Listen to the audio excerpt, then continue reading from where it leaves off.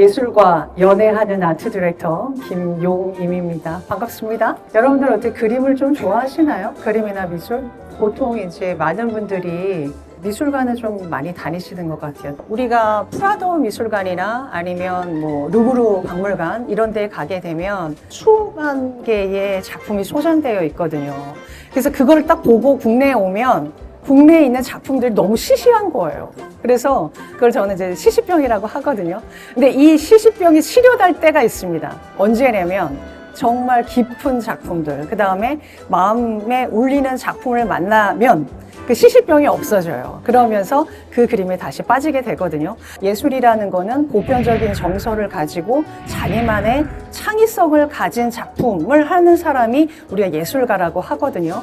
근데 여기에 지금 걸려있는 네 분의 작가님들은 사실 다 그런 아티스트라고 저는 생각을 해요. 이 작품은 어떠한 도구를 써서 만든 작품일까요?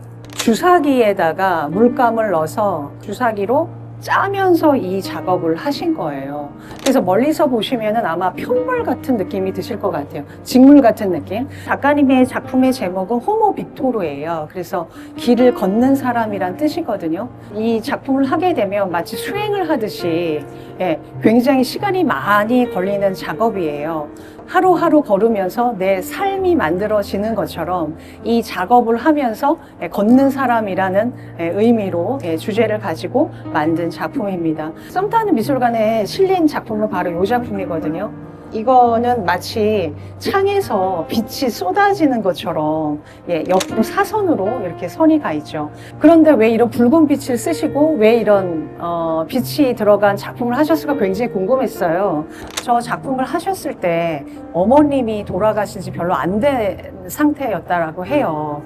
그래서 여러분 그 불교에서는 윤회라는 게 있잖아요. 그러니까 어머님께서 1930년, 20년대 생이시니까 그 당시에 이제 여성의 삶이라는 게 쉽지 않았을 거 아니에요. 그래서 이 고된 삶을 그만두시고 이제 돌아가셨으니까 빛이 되라는 의미에서 어머님을 생각하면서 저 작품을 만드셨다고 합니다. 저는 가시나를 주제로 해서 작업을 하고 있어요.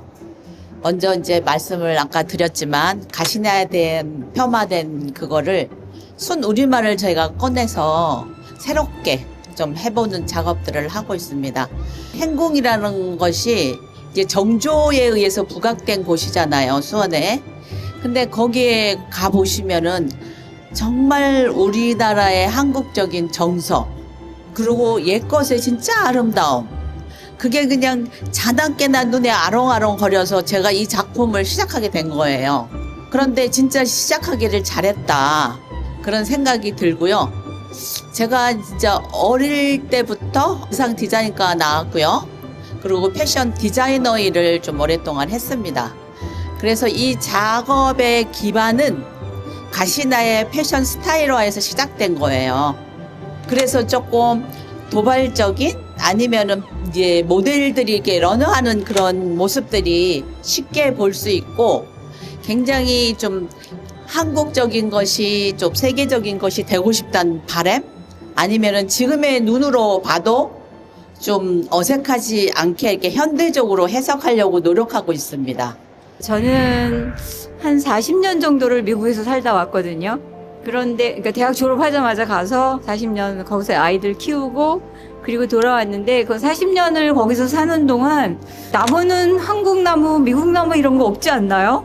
약간 물론 풍토가 다르니까 나무 모양이 조금 다르긴 하지만 근데 이상하게 한국에 있는 건 더 정답고 내 마음에 이렇게 더 이렇게 뭐라 그럴까 깊이 와닿는다?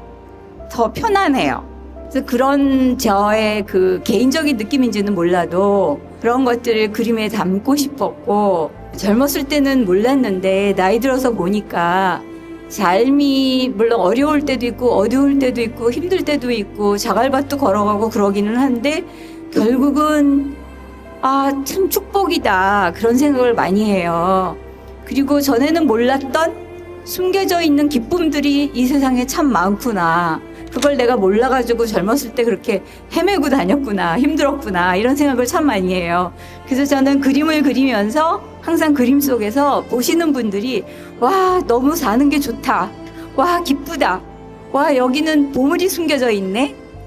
너무 행복해. 이런 것들을 좀 그림을 통해서 전달받으셨으면 좋겠다는 생각을 많이 해요. 저는 한때 그 가구를 만들었었어요. 원목 가구라 그러죠. 어느 날 문득 든 생각이, 내가 이렇게 나무를 좋아하는 작가를 이렇게 활동을 하고 있는데 내가 왜 이렇게 깎아 없애기만 할까? 그 미안한 마음이 주체를 못 하겠더라고요. 가구를 만들기 위해서 깎아냈었던 자투리들, 아, 이거 쓸모없는 부분이 하고 버려졌던 거, 그리고 모양을 만들기 위해서 깎았던 대패질로 잘라버렸던 그 나무들의 눈길이 갔었던 거예요. 이거를 다시 살려내는 방법을 다시 생각을 해야 되겠구나라고 하게 돼서 그때부터 버려지는 나무 가지고 에너지가 넘치는 물고기라는 주제로 해가지고 이렇게 그리게 된 겁니다. 그래서 얇은 나무들은 바로 가구에서 나왔던 그 파편들이고요. 호두나무입니다. 그리고 이런 나무들은 바닷가에 가면 유목이라 그러죠. 그 나무를 어떤 개념으로 봤냐면 그 나무가 굉장히 시련을 이겨낸 나무로 보였던 거예요. 파도와 싸우고 모래와 싸우고 그 시련을 이겨낸 나무라는 게 저한테 와닿더라고요. 그래서 제가 이 바닷가 나무들은 태풍이 지나고 난 다음에 수집을 하러 가요. 시련을 이겨낸 나무를 찾고 싶었던 거죠.